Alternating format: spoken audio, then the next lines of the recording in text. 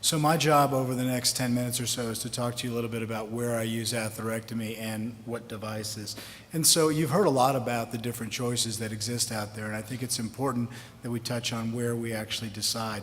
Well, atherectomy, obviously, there's a role for less barotrauma, less dissection, less bailout stenting. You've heard that throughout this course, but there also is the concept that I think people think of this more as religion versus science. There's a paucity of long-term data.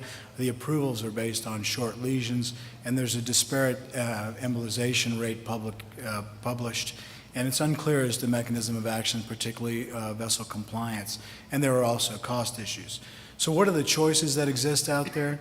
Obviously, we've talked about all of these, and I think that there's a reason for thinking about these kind of specifically. For instance, rotablator has familiarity to interventional cardiologists. We've had it in our armamentarium for many years.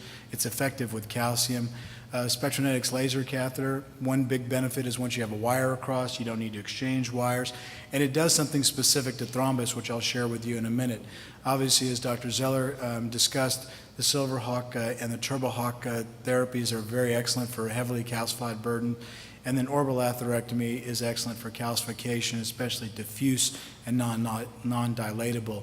Diffuse lesions also do well with Jetstream and Phoenix atherectomy, and I'll give you specific examples where I think there's primary and secondary option choices for these. I'm not going to talk about the Pantheris devices. I think there's limited experience in the US right now with that. So in 2018, which devices, which lesions, and why?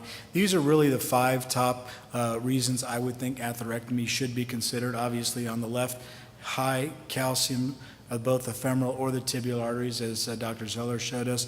Diffuse disease, whether it's soft, fibrotic, or calcified, I think also has the reason for using atherectomy, and no stent zones and in-stent restenosis, and interestingly, also thrombotic disease, and I'll show you why. If you think of the lesion types that I just showed you, calcified tibular SFA disease, we tend to use orbital atherectomy more there in the tibials, and then the SFA more Turbohawk and more Silverhawk devices. Diffuse disease, you can actually use a lot of things, and I think laser, Jetstream, Silverhawk all do a good job there, and orbital CSI I think is less useful in these long areas because of the distal issues. Non-stent zones, particularly common femoral, I think Silverhawk, and some laser and orbital atherectomy, but really the larger burden is using devices which remove a significant amount of calcium and plaque. For in-stent restenosis, there's really one device that we do most of our work with, which is laser, and I think that others use other devices as well. And then for thrombotic lesions, I think that there is a direct platelet effect of these vessels with using laser as well.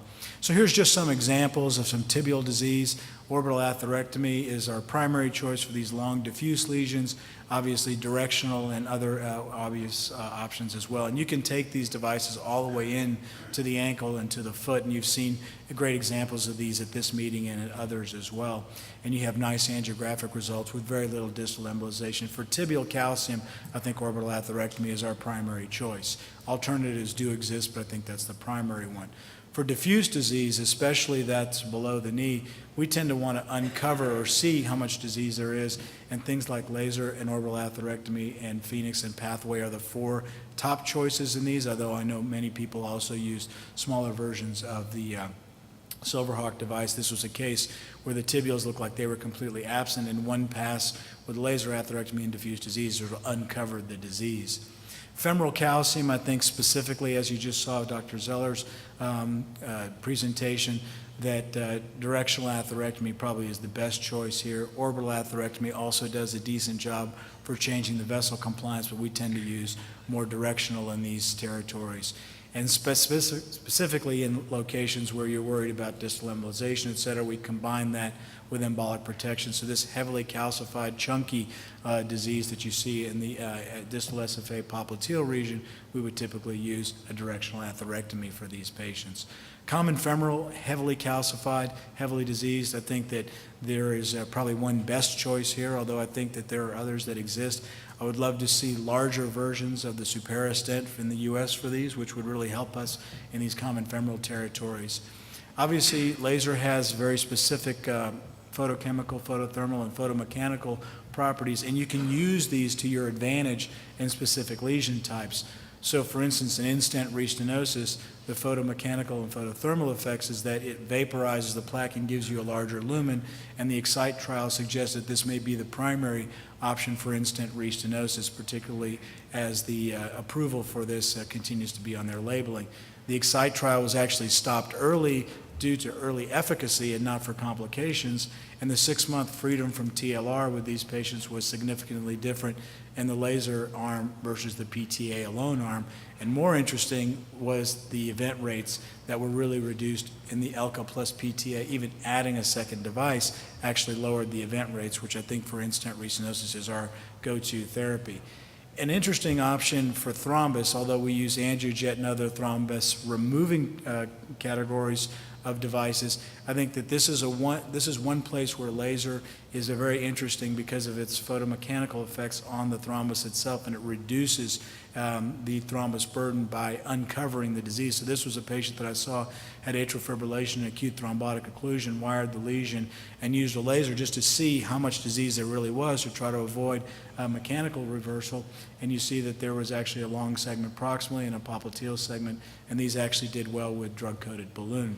And why does it work there? Because if you look at the spectrophotometric wavelength of thrombus and the laser at 310 nanometers, you can see that thrombus is most effective at the 308 nanometers, so they fall into the right category.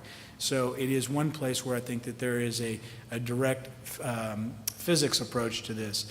In addition, if you had in vivo ADP aggregation of platelets, the higher level of laser energy that you used, you would see more and more reduction of the ADP-induced aggregation. So with placebo, you'd see very little. With 30 millijoules per millimeter squared and then 60 millijoules per millimeter squared, you see a significant reduction. So platelets are directly affected by these. So in conclusion, atherectomy has proven effects in complex lesion sets. I think that many of us that use them think about it specifically in the calcified disease, common femoral SFA and tibial, and diffuse disease, where we want to uncover the limitations of the disease and limit our stenting, particularly in the no-stent zones like popliteal and common femoral. Even though we may use stents there occasionally, we try to reduce that now with drug-coated balloons. And in-stent restenosis and thrombus are unique locations where I think that atherectomy makes a lot of sense. The recent data on atherectomy in combination, as you've seen presented earlier, really start increasing the support for the consideration of these combined effects. And I thank you very much for your attention.